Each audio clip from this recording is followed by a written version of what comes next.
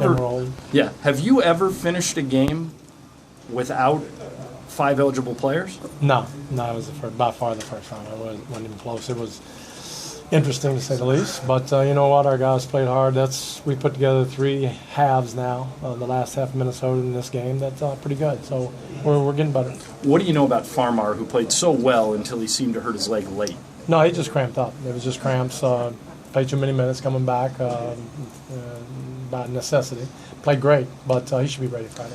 When Sakare fouled out, they said he could stay in the game. Right. I saw Nash had his uniform on. What were you contemplating for options had this continued?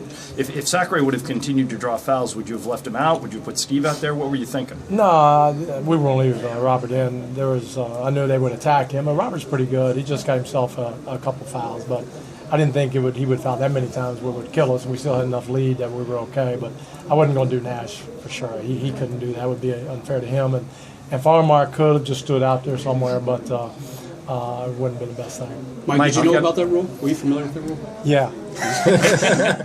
Not really. But it's a nice rule.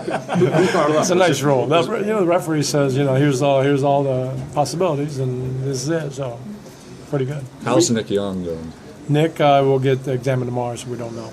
Can you play with 4, or you have to play with 5 and take the technical route? That I don't know. Good question. I'll find that out, though. Mike, this was a win under the most unlikely circumstances. You got in at 3 o'clock in the morning, second night of a back-to-back. You finished the game with 4 eligible players. How did you win this game? Because they're playing well. They're playing with a bright spirit. And I'll tell you, again, we didn't say much about it last year. But when Steve Blake comes back, the whole atmosphere changes. It changed last year. That was the guy that came back that got us on a run last year. He comes back now. He made the 2 daggers at the end of the game. We were about 14-13 with him with a bad elbow going out. He makes a big difference because he plays hard. And he plays with grit, determination, and he doesn't back down on anybody. And to me, that's one. And I think Robert Sakare is doing a great job of patrolling the paint and doing what he's supposed to do.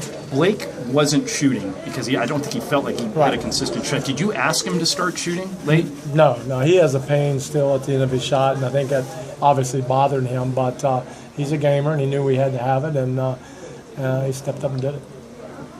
Oh, Jordan, what's the latest? Jordan Hill. Yeah, he should be okay Friday, I'm thinking. Still got a stiff neck. You surprised Farmer was so accurate in that first half? It was 5 or 6 from 3. Unbelievable. And it wasn't even close to missing. They were nice. He played well. And, again, just getting guys back, and now we just got to get them healthy. Got to get Steve Blake healthy. Got to get Farmar healthy. We can make a push to where we have an entertaining basketball. I know where we are. I know the hole we're in. But we can finish out the year on a high note, and that's what we want to do. Mike, do you have any idea how worried you should be about Nick at this point? No, I have no idea. I'm hoping just a little bit of a strain.